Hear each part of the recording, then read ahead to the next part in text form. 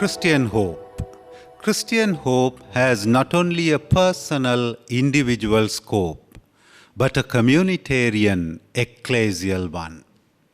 We all hope, we all have hope, also as a community. For this reason, the gaze is immediately broadened by Paul to all the situations that comprise the Christian community, asking them to pray for one another and to support each other. Today we shall meditate on the theme, Hope, Source of Consolation and Peace. Let us listen to Paul's first letter to Thessalonians, chapter 5, verses 12 to 22. We beg you, our brothers, to pay proper respect to those who work among you, who guide and instruct you in the Christian life. Treat them with the greatest respect and love because of the work they do. Be at peace among yourselves. We urge you, our brothers, to warn the idle, encourage the timid, help the weak, be patient with everyone.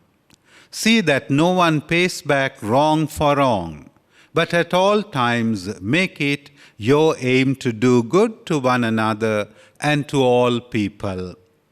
Be joyful always, pray at all times, be thankful in all circumstances. This is what God wants from you in your life in union with Christ Jesus. Do not restrain the Holy Spirit. Do not despise inspired messages. Put all things to the test. Keep what is good and avoid every kind of evil. Therefore, for this reason, we need to help each other, we need to pray. But not only that we help each other in need, in the many needs of daily life, but help each other to hope. Support one another in hope.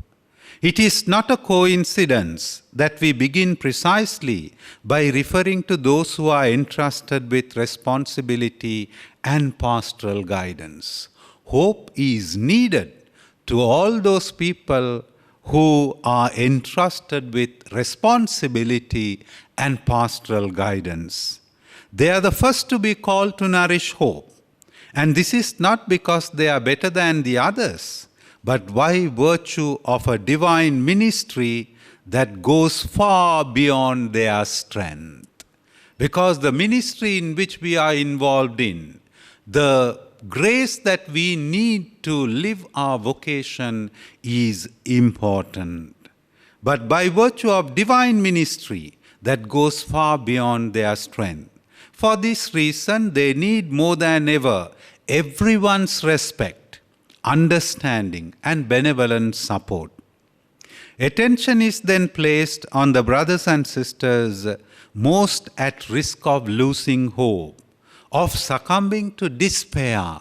There are many people who are hopeless, and our support as a community is needed for them. We always hear news of people who succumb to their hopelessness and do bad things. She's committing suicide, getting addicted to drugs, and becoming drunkard. All these are signs of hopelessness. Despair leads them to many bad things. The reference is to one who is discouraged, who is weak, who feels discouraged by the burden of life and his own faults, and no longer manages to pick himself up. Do not forget, hopelessness comes as a result of one's experience of the burdens of life, and also the realization of one's failures and sinfulness. In these cases, the closeness and warmth of the entire church must be even more intense and loving, and must take on the exquisite form of compassion, which is not simply sympathy, As Christians, we not only feel sorry for others, sympathy, but we need to be compassionate, feel one with the suffering, and accompany that person in hope. Compassion is to endure with the other, to suffer with the other, to draw near to the one who is suffering. That is what compassion is. To be compassionate is to co-journey with the other, to suffer with the other, and to draw near to the one who is suffering, closeness to the suffering. A word, a caress, but given from the heart. This is compassion. We need not spend much. We need not think a lot. Our simple words can give hope to others. Our little actions of kindness can give hope to others. For the one who needs comfort and consolation, this is more important than ever. Christian hope cannot do without genuine and concrete charity. The apostle to the Gentiles himself, St. Paul, in his letter to the Romans, affirms with his heart in his hand, we who are strong. Who are these people? We who are strong. We, those who have faith, those who have hope, or we do not have many difficulties, ought to bear with the failings of the weak and not to please ourselves. That is what compassion means. We are strong in faith, we are strong in hope. Therefore, we are charitable towards one another. To bear with the weakness of others, this witness then does not remain closed within the confines of the Christian community. It echoes in all its vigor, even outside it, in the social and civil context, as an appeal not to build walls but bridges. We don't separate us with the walls. We build bridges to reach out to the others so that we give them hope through consolation and peace. Not to exchange evil for evil, but to conquer evil with good, offense with forgiveness. A Christian must never say, "You will pay for this." Never. This is not a Christian gesture. Offense is defeated by forgiveness. To live in peace with everyone. This is the church. Church never takes revenge. Church always forgives. And this is what motivates Christian hope. When it takes a strong line while maintaining love at the same time. Love is strong and tender. It is beautiful. Thus one understands that one does not learn to hope alone. No one learns to hope alone. It is impossible.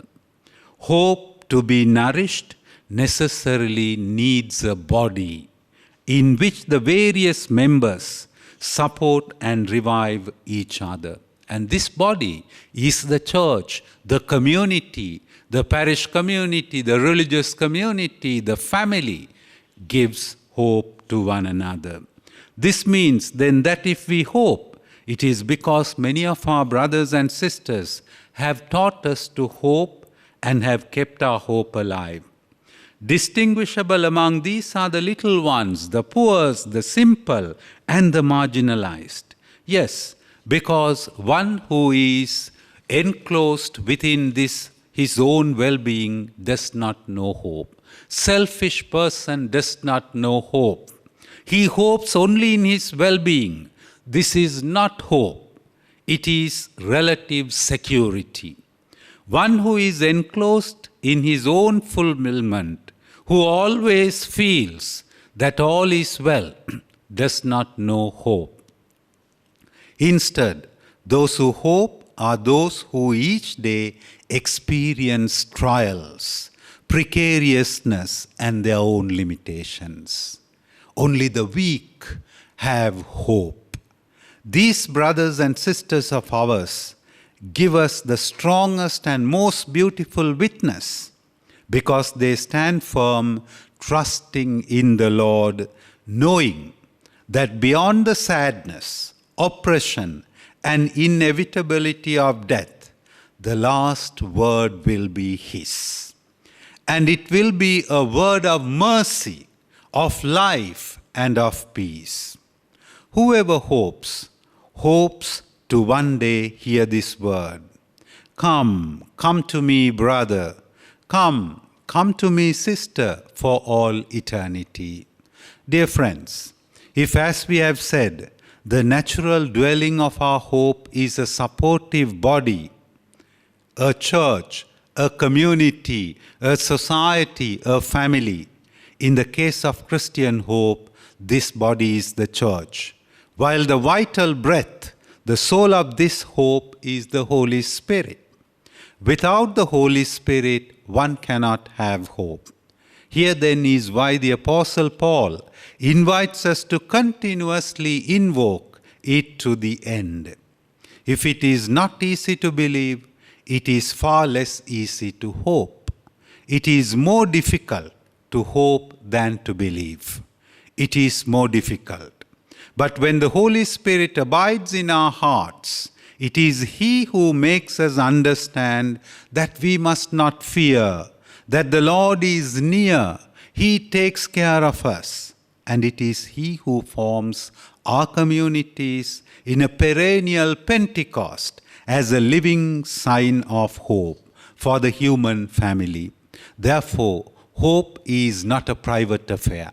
We cannot learn hope by ourselves. We learn hope in community. Let us join hands together in giving hope to one another as a community, as a body, as a family. May God bless you.